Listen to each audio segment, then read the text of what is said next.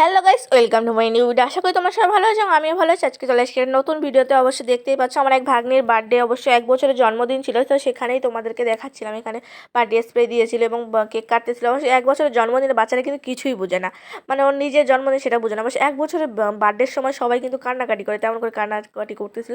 তো এখানে চলে আসলাম কিন্তু আরেক ভাগ্নির বার্থডেতে। সেটা কিন্তু অন্য দিন ছিল, কিন্তু আমার গ্যালারিতে এগুলো ছিল, সেই জন্য ভাবছি তোমাদের কাছে দিই এবং শেয়ার করি। তাহলে অবশ্য ভালো হবে, কারণ অনেক দিন ধরে গ্যালারিতে আসে। এটা অবশ্য 2 বছরের বার্থডে ছিল। রূপকথা ওর নাম, রূপকথা, কথা মানে নামটা অনেক সুন্দর না? তো এখানে ওর 2 বছরের বার্থডে ছিল। তো এখানে কিন্তু আমি হালকা একটা ভিডিও ফুটেজ নিচ্ছি। অবশ্য আজকে যাচ্ছি, একটা অনুষ্ঠান আছে না কি জন্য, সেই জন্য আমরা 4-5 জন একটা গাড়ি নিয়ে যাচ্ছি। তো এখানে দেখতে পাচ্ছ, দেখতে দেখতে নদীর পাড়ে চলে আসলাম। আর তোমাদের সাথে ভিডিও দিব না সেটা কখনো হয়? আর নদীর পাড় কার কার ফেভারিট বলতে পারো? আমার কিন্তু নদীর পাড় অনেক ভালো লাগে, কিন্তু আমরা নদীর পাড়ে দাঁড়াই নেই। অবশ্য গাড়ি নিয়ে যাচ্ছি 4-5 জন। গাড়ি গেছিলো নষ্ট হয়ে, সেই জন্য গাড়িটা ঠিক করতেছিল, আর আমরা এখানে একটু হাঁটাহাঁটি করতেছিলাম। তো গাড়ি কিন্তু দেখতে দেখতে ঠিক হয়ে গেছে। তো আমরা এখানে তোমাদেরকে দেখাচ্ছিলাম যে এই দেখো, এখানে কিন্তু বালি, অবশ্যই এখানে একটা মানে কফি শপ হবে, সেই জন্য এখানে বালি ভরাট করছে। তো ওই পাশে কিন্তু নদী, আর নদীর এই সাইডটা প্রচুর ভালো লাগে। 2 পাশে গাছ, ভিতরে রাস্তা, কারই না ভালো লাগে বলো? ছবি যদি তোলা যায় মানে রাস্তায় মাঝখানে, তো আরও অনেক ভালো। কিন্তু এখানে ছবি তোলা খুবই রিস্ক, কারণ সবসময় এখানে গাড়ি চলে। তো এখানে কোনোভাবেই ছবি তোলা যায় না। অবশ্য গাড়িটা এখনও ঠিক হয়নি, তো আমি এখানে কিন্তু হাঁটতেছিলাম। তো ভাবতেছি মানে গাড়ি ঠিক হয়ে গেছে, কিন্তু গাড়ি ঠিক হয়নি।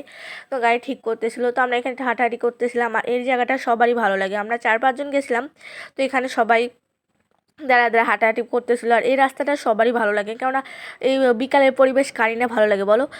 তো তেমন করে আমরা কিন্তু এখানে হাঁটাহাঁটি করতেছিলাম, আর কখন গাড়ি ঠিক হবে সেই অপেক্ষাই করতেছিলাম। আর গাড়িতে ঘুরতে যাওয়ার সময় যদি গাড়ি নষ্ট হয়ে যায় তখন কেমন লাগে বলো? তা আমরা অবশ্যই গেছিলাম, আমাদের ওখানে ভ্যান ছাড়া কিছুই পাওয়া যায় না, সেজন্য আমরা ভ্যানে 4 জন গেছিলাম। আমি আমার ভাই বাবাজির সাথে গেছিলাম। অবশ্যই কিসের একটা অনুষ্ঠান না কিসের ছিল, সেই জন্য। তো এখানে কিন্তু গাড়িতে উঠেই পড়ছি। গাড়ি যখন মানে অনেকক্ষণ পরে ঠিক হয়ে গেছে। তো এখানে তোমাদেরকে দেখাচ্ছিলাম এই যে বিকালের পাশে এই যে ছোটো ছোটো আছে, ওখানেই তো কিন্তু সবাই বসে বিকালবেলায়।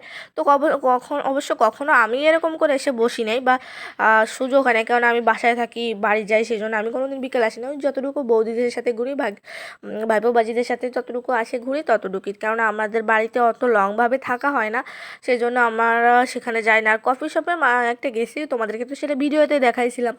তো এখানে কিন্তু মনে হচ্ছে গাছগুলো দৌড়াচ্ছে, দৌড়ে দৌড়ে চলে যাচ্ছে। কিন্তু এই যে ছোটো থাকতে এই জিনিসটা ভাবতাম, যে মনে হয় গাছগুলো দৌড়াচ্ছে। এটা বুঝতাম না যে আমরা চলে যাচ্ছি, গাছগুলো পিছনে থেকে যাচ্ছে। তো এখন বড় হয়ে বুঝতে পারছি। তো আমার মতো কারা কারা এমন ভাবছে? ওখানে এখানে কিন্তু দেখাও প্রাইভেটে চলে আসছে। আর এখানে হলো বান্ধবীর বার্থডে, সেটা কি দেবো না তা কি হয়? হুট করে শুনি বান্ধবীর বার্থডে, সেখান থেকে গেলাম গিফট কিনতে। সবাই আমরা আমাদের মতো সাধ্য অনুযায়ী একটা করে গিফট নিয়ে আসলাম। এখানে খুলতেছিল কার গিফট কেমন।